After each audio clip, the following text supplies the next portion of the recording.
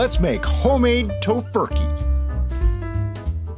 If you don't know what tofurkey is, it's actually a seitan product that is made to be kind of like a turkey or a chicken lunch meat. And we're going to make our own version today. And to do that, I'm going to get my food processor ready and add 1 cup of vital wheat gluten. I do not know of any substitutions for vital wheat gluten in this particular recipe. It's kind of integral to the whole thing. I have here a half a block of extra firm tofu, and I just want to kind of break that up and throw it in there. Be careful because, you know, the vital wheat gluten will puff out at you. Now we're going to add our seasonings. 1 teaspoon of garlic powder, 1 teaspoon of onion powder, 1 teaspoon of better than bouillon, no chicken broth, or bouillon. Yeah, that. It's a vegan bouillon that tastes a lot like chicken. If you don't have any, we'll have links to this in the description. Really fantastic stuff. Just any flavoring will work. This is just the one that I've used. I want to get it all in there. That's your flavor pack for this. And to this, I'm going to add some water, but I'm going to only add it a little bit at a time. I just want a specific texture, so I don't want to add too much. I am going to start with, about 1/4 cup of water. Slap on the lid, take it for a spin. After processing that for about 30 seconds, you can see you want to scrape down your sides. Got a little bit stuck to the sides here. That is normal, it happens. But it's coming together nicely, so that 1/4 cup of water is all we needed this time. Sometimes I need a little bit more. That's why I always like to say, you can always add water, but it's really hard to remove it once you put it in. You know what, it does need just a touch of water, maybe a tablespoon more. That's it, walk away. Now I'm gonna put the lid back on and process it for about 40 seconds. This time only needed 16 more seconds, and it really came together well. As you can see, when I take it out of here, it's 2 masses at this point, but that's okay. Dough scraper in hand, I want to give this a little bit of a knead. See how it's sticking? We don't want it to stick to the board. We want it to all come together. And it will. It's going to be a little sticky, but that's okay. Just want to kind of bring it together. And as you do this, it becomes less sticky. It's just the way gluten works. I'm just kind of smearing it against itself to make it into one nice log. I'm gonna scrape up the board here too. Get all that in there, you know. I paid for it. I want it in my tofurkey. Okay, next step. Okay, first you want to get your oven going to 350 degrees. We are going to bake this one. I have here some parchment, just regular baking parchment. I'm gonna plop our log right on the middle of this.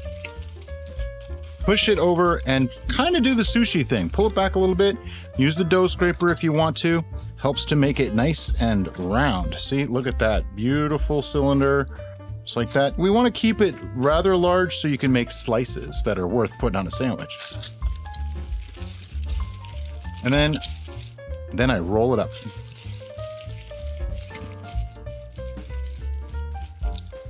Twist up one end, twist up the other end. Okay, next, tinfoil. I like to do shiny side up. I don't know why, I don't think it really makes a difference here, but that's how I'm doing it today. So I just want to make sure I can wrap it up 2 to 3 times. These things do want to expand in the oven. You do not want that to happen. Just gonna push that over and pull back a little like we did before, make it nice and tight. And then roll it up. Tighten one end. Tighten the other, keep it nice and tight. You don't want to snap it, but you do want it nice and tight. And then into a 350 degree oven for 1 hour and 15 minutes.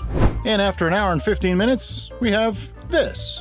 And what I want to do is stick this with a thermometer and check the temperature. We're looking for at least 160 degrees in the center. And looks like we're there, 172. Perfect. And the next step is the one where I burn my hands every time I want to unwrap this. I know a lot of people like to save the tinfoil. If you can save this tinfoil, by all means, reuse it. I never seem to be able to. It's probably in the way I twist it up at the ends. Usually try, then I just get frustrated. Like that.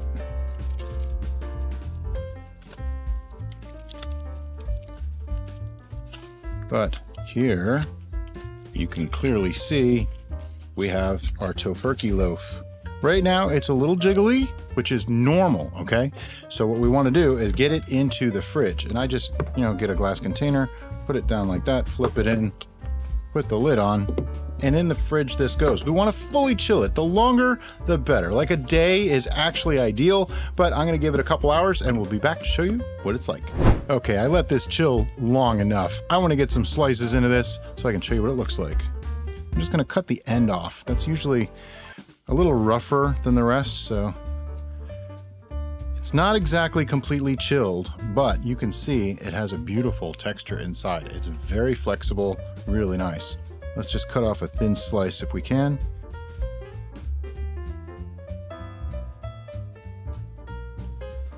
Okay, let's take a look at this. You can see that texture. It's got the stretch and feel of lunch meat. See, it tears. And the flavor, very turkey-like. It's like the Tofurky, only I think it's a little bit better. It's got a little bit more flavor. It doesn't feel as fake flavor tasting. It actually just tastes so good. So, if you like lunch meat and you like sandwiches, make this. And as always, thank you so much for watching, and we'll see you next time on The Bistro.